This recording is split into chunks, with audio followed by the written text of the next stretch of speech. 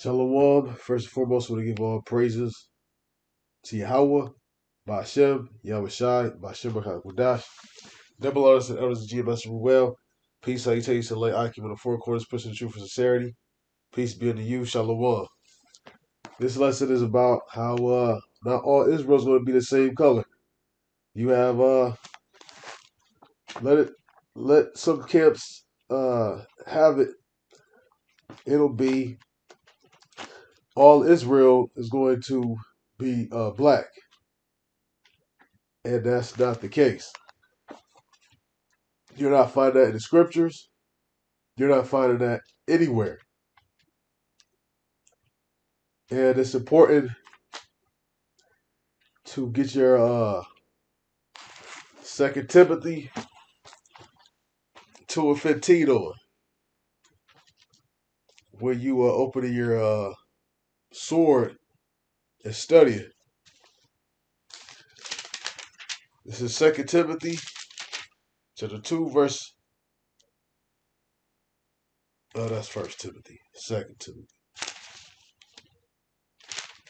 Second Timothy 2 and verse 15. It says,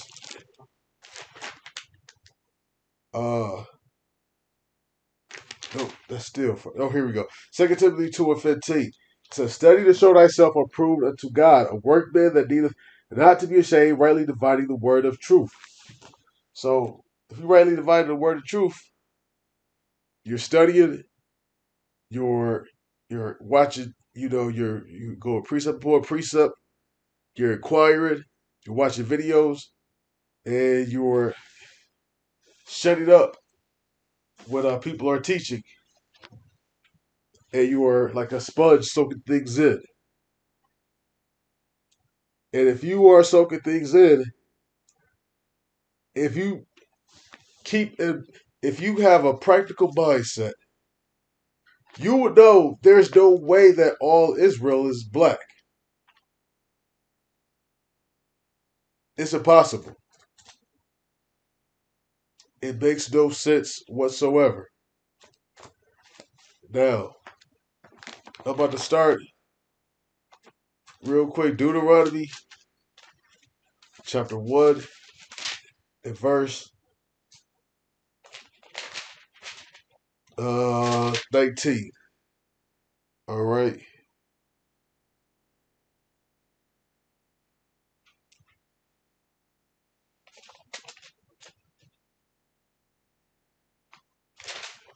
Deuteronomy 1 and 19 says, and when we wait, no, what is it?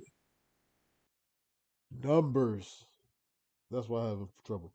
Numbers chapter 1 and verse 18. And they assembled all the congregation together on the first day of the second month, and they declared their pedigrees after their families by the house of their fathers, according to the number of the names from 20 years old and upward by their polls. So, the house of their father.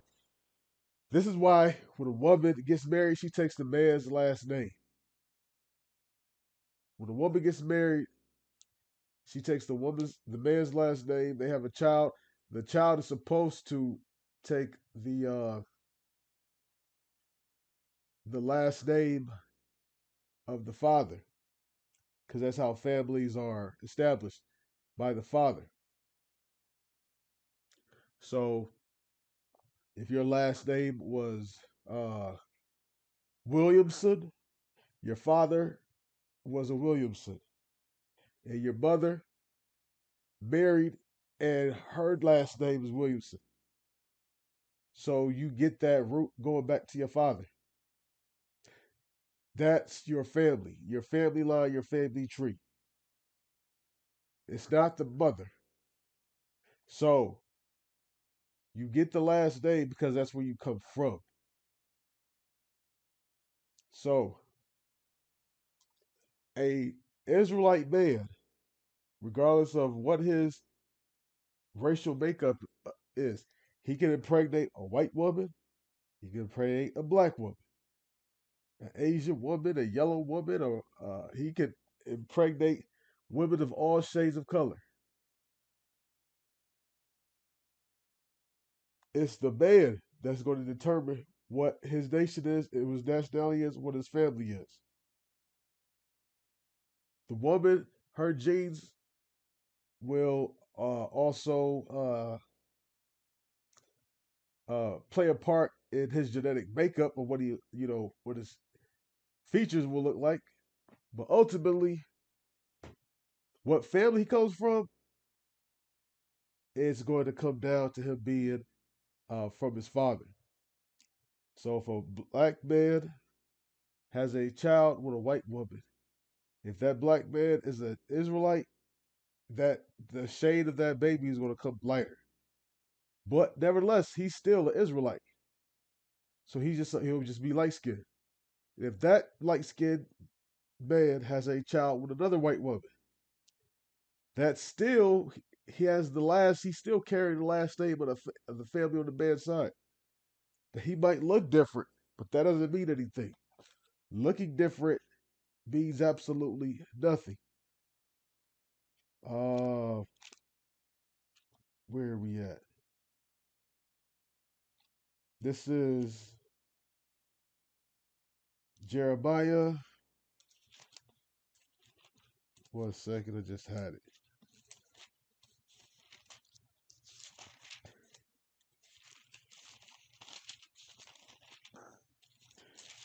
Jeremiah 12 and 9. My heritage is unto me as a speckled bird. You ever seen a speckled bird? It has many colors. That's how Israel is. We got many different shades. So you can't just point an Israelite out by his the shade of his skin. Hey, look at the Egyptians. They were dark skinned. We weren't the same of creed of race as them. But this is why it says over here in Revelation chapter 7, what it says. This is Revelation chapter 7 and verse uh 10 through 14. And cried, I'll start with 9. After this I beheld, and lo, a great multitude, which no man could number, of all nations and kindreds and people and tongues, stood before the throne and before the Lamb, clothed with white robes and with palms in their hands. This is the elect. And cried with a loud voice, saying, Salvation to our God, which sitteth upon the throne and unto the Lamb. And all the angels stood round about the throne and about the elders and the four beasts, and fell before the throne on their faces and worshiped God, saying, Amen. Blessing and glory and wisdom and thanksgiving and honor and power and might be unto our God forever and ever. Amen. And one of the elders answered, saying unto me, What are these which are arrayed in white robes, and whence came they? And I said unto him, Sir, thou knowest. And he said to me, These are they which came out of the great tribulation, and have washed their robes, and made them white in the blood of the Lamb. So he's seen a large multitude, remember, of nations, of kindreds, peoples, and tongues. Why? What is the prophecy concerning Israel? Israel will be scattered amongst the four winds, amongst all the nations. And so also we will be discontinued from our heritage. Our language is also our heritage. So if we're discontinued from our heritage, what language will we be speaking if we're scattered? If you're scattered in America, you're going to be speaking what? English. If you're an Israelite, you're scattered in uh Denmark, what are you going to be speaking? Dutch, unless they have two languages over there. If you are an Israelite and you scattered in Russia, what are you going to be speaking? Russian.